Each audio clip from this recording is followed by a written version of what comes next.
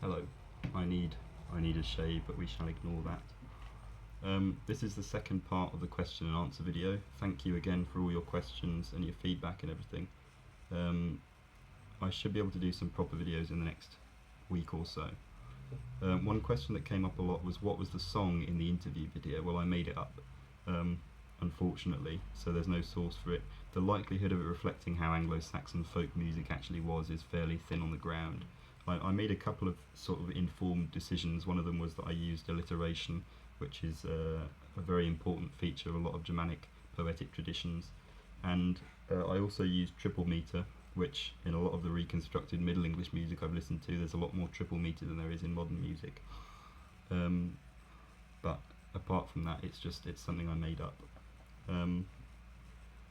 Ex Nielo asks, what was the greatest factor on the loss of native Anglo-Saxon declension and vocabulary? Encounters with Scandinavian languages or influence from Norman French? Now that's an interesting one, and I'm not that well read on the effects of French on late Old English, but if either of them played a bigger part, I would say probably the Scandinavian languages, because from Old Norse we get a lot of very core vocabulary sort of words, very common words that we use on a day-to-day basis. We get pronouns like they and them, we get are, we get egg, we get skirt, very, very everyday words.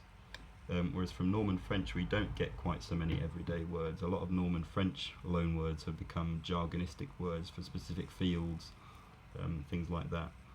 The core vocabulary loanword thing suggests a huge amount of day-to-day interaction, at least in the areas where there are a lot of Scandinavians, like the East and the North.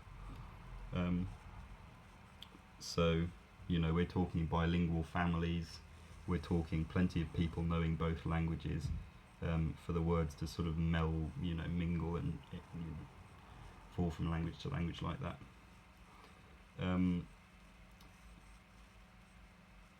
However, another thing I would say about the lead up to the Norman conquest is that we were already seeing grammatical features like inflection being lost in writing before that point. And if they're being lost in writing, they've probably been being lost in speech, for a long time, because speech innovations take a long time to get written down, because writers are often sort of trying to be quite conservative with their language. So that's another reason to suggest declension was probably pretty much gone by the time Norman French had any influence, had any effect. It might be, in a lot of West Germanic languages, declension has sort of dropped off by itself. So it might just be that Old English was losing declension by itself, and the Old Norse didn't have much influence at all.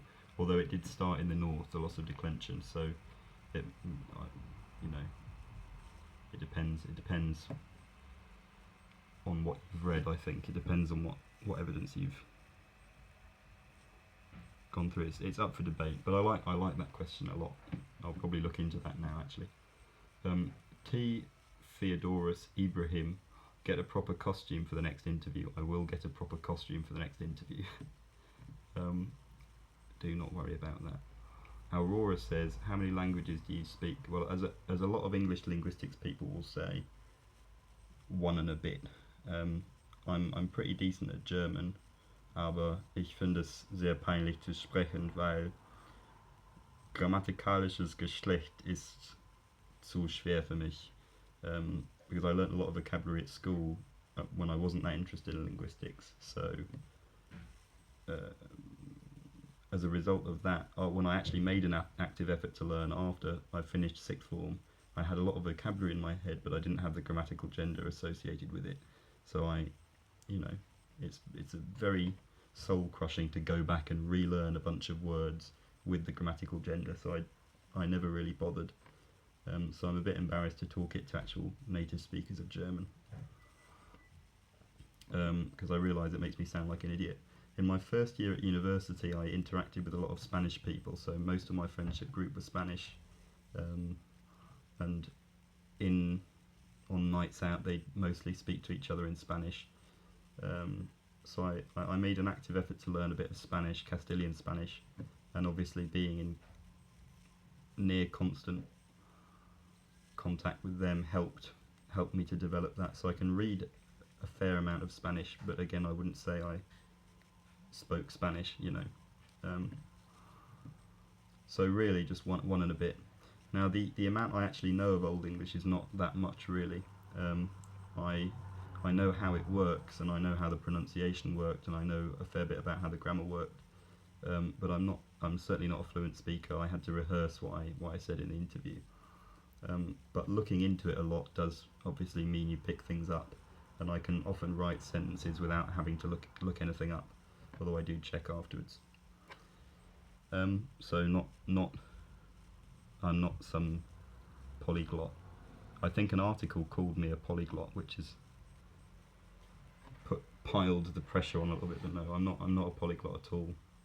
I don't even speak as many languages as the average European does. Robin Klaus Bayer asks about differences in dialects in older languages and older stages of English. Now this is something I'm going to touch on in the next Cumbrian video, which will probably be up in the next couple of weeks. But yes, there have always been quite big differences in English dialects, and these aren't always reflected in textbooks. And I imagine the same is the case for any other language. Connor Kennedy asks about the reconstruction of dead languages. Now this has come up a lot. How can we possibly know it was pronounced like that? So I'll probably do a video about it fairly soon. It depends on the language.